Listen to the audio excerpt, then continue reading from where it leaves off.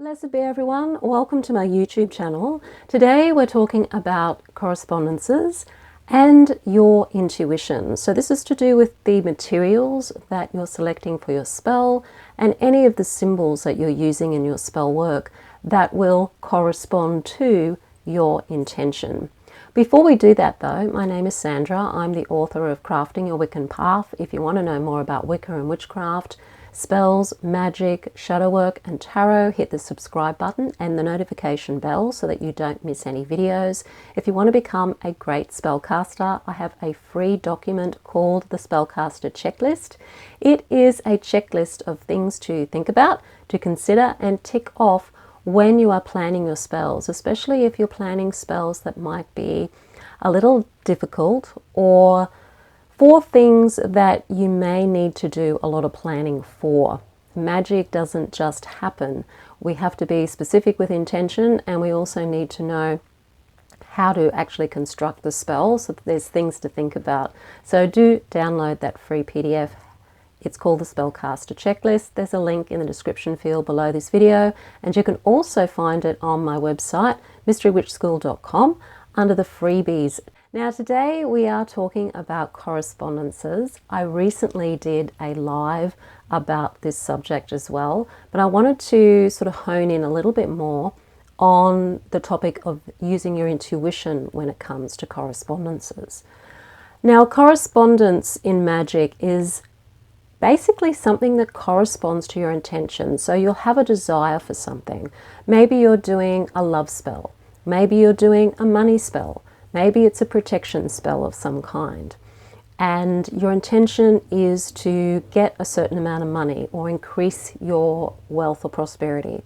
Or it might be to find a romantic partner. Or it might be to defend yourself against energetic attack. That's your intention. Your intention is what you're wanting. What's the outcome of your spell?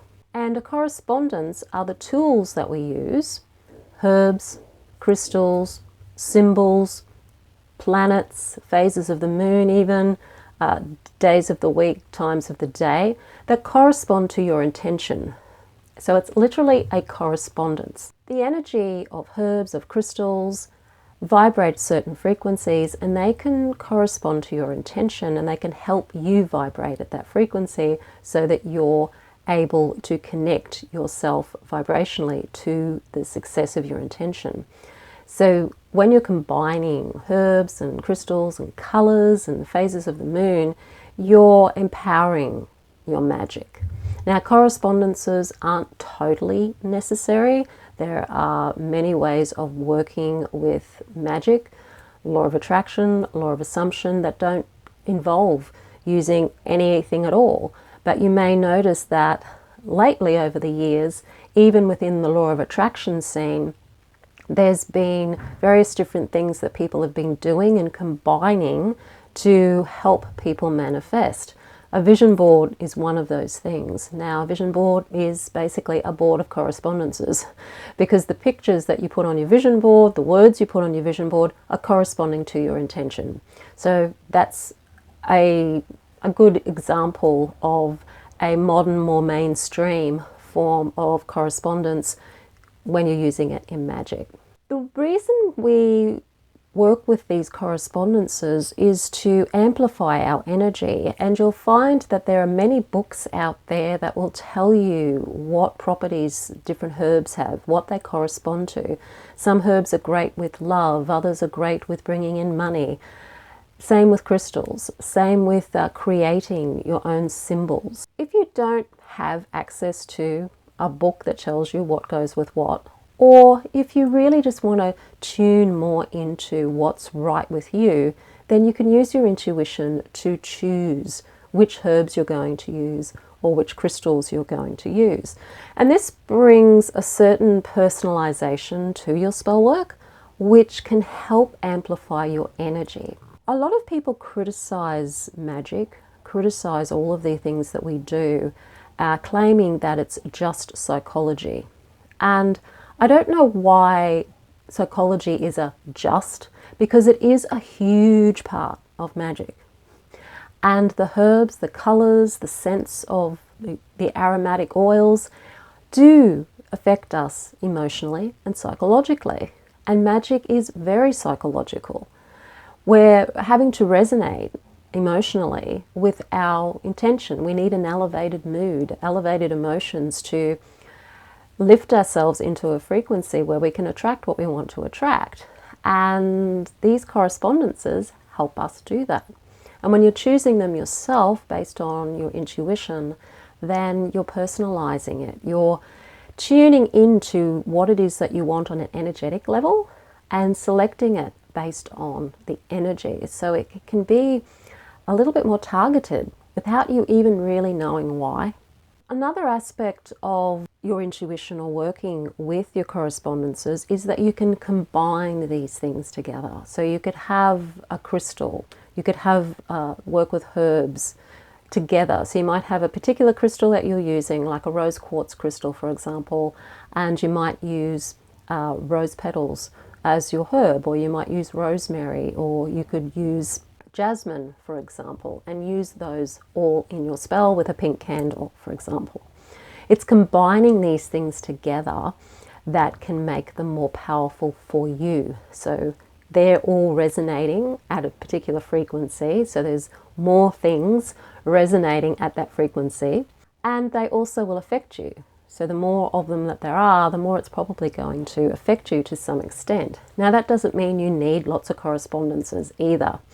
In my latest course, The Witch's Guide to Magic, I select one correspondence from the main types of correspondence, like a crystal, maybe a herb or two, and give you an idea of what phase of the moon to do these sorts of spells at, and to also connect with colors, because I use a lot of candle magic. So it can give you an example of how you can combine these without having to have a lot of them. But of course, you can always have more than one crystal in your spell. You can have more than one type of herb in your spell work, and often people do. Trusting your intuition is a big part of doing magic, and it's a big part of being a witch. After all, we are supposed to be connecting to ourselves, connecting to our power, and realizing that we are powerful beings. We don't have to rely on anything outside of ourselves to give us that power. We are here to co-create, and we're here to create what we came here to create. And a lot of the magical path these days is trying to remember what that is and to connect back with who we are again. And our intuition plays a really big part in that. So, for example, you're in a store and you're selecting your crystals. A way to feel into your intuition is to think of your purpose, your spell's intention. And then when you're selecting what ingredients to use, if you've got a number of ingredients there in front of you, you can run your hand over the ingredients and just feel into where your fingers want to fall. And allow your intuition to select the right crystal or the right herb for you. It's a way of playing with using your intuition and your own inner guidance, and then select that. Now, you might look up a list of correspondences and see that, hey, this is cinnamon I've just selected here, and I wanted to do a love spell. Well, cinnamon can actually be a very spicy herb to use in a love spell.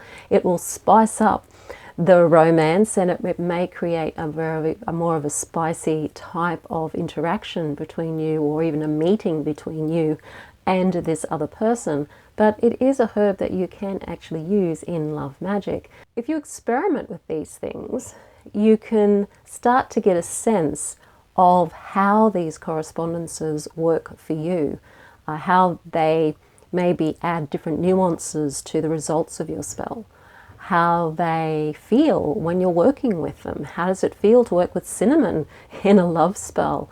But it's about practicing. It's about feeling into what you've got there in front of you, and just allowing yourself with your eyes closed to select something and see what your intuition is picking up.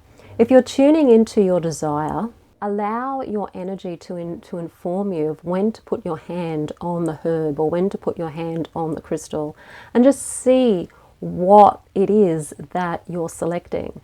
You might want to do that with the names of the crystal or the names of the herbs, for example. So write a list of different herbs that you could use and a list of different crystals, and just see which ones your guidance is guiding you to use when it comes to doing your spells. So I wanted to give you some examples of how you can combine different correspondences together. If you want to do a love spell, you might decide to choose the day of Venus, which is a Friday. You might want to do it on a waxing moon because you're wanting it to be when the moon is getting bigger and growing, and it's emotionally more on a positive note or a positive side. You might then want to think, okay, what do I feel drawn to when it comes to love? What colors do I resonate with when it comes to love? Now, because of our cultural conditioning, you probably will go for the reds or the pinks, and either one of those will work. So you might go for a red candle, for example, or a pink candle.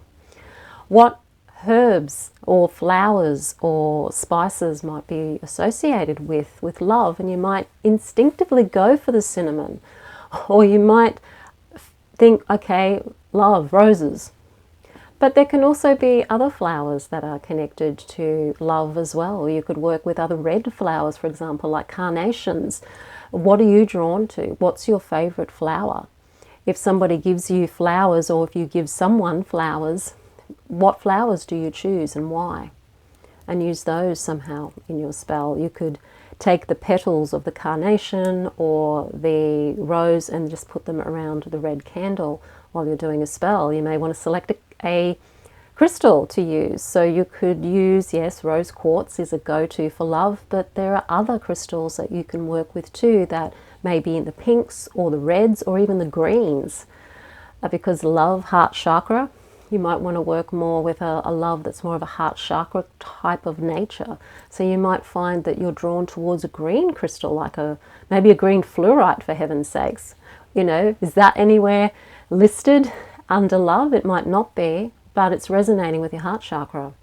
So you can combine these things. You might hold the crystal in the palm of your hand as you light the candle. Focus on the beauty of what you see with the petals around the candle, and focus in on the end result as if it's already happened. And that's a way you could do a love spell, based on being drawn to various different things or associating love with various different things. The same can be for defensive magic too. You might feel that you want to be more protected, or you might want to banish any negative energy that might be around. And so you have a sense that you either want to work with a white candle because white feels protective, it feels sort of high vibe, or you might want to work with a black candle because it's going to absorb some of that negative energy. And then you could use rosemary or some Palo Santo incense or something as your fragrance, and also connecting to the protective aspects of those particular plants. You might find that you're drawn to tourmaline, for example. It's something you resonate with, or maybe you're not a tourmaline person, you're more an obsidian person, or you go for the selenite for some reason. Whatever you're drawn towards. Sometimes rose quartz can be a wonderful crystal to work with if you are feeling a bit fragile and you do feel that you need more protection in some way. That can be a very protective stone. It depends on where you're resonating and what you're resonating with when you look for your tools. And if you have a number of crystals, if you have a number of herbs there, a number of different colors for ribbons or for cords or for candles or whatever you're using, just allow yourself to intuitively go to where you feel you want to go in selecting those materials. Put them together and see how that makes you feel on an emotional level. How do you resonate and vibe with these herbs and colors and crystals? And they're just 3 of the ways that you can work with correspondences. There's many other correspondences out there. And if you do want to become better at spell casting without necessarily having to bother about all of this. Like, maybe you're there going, I don't really want to have to think about correspondences. I just want a spell recipe that tells me what to do, what to get, and what to put together, and then I'll just do it.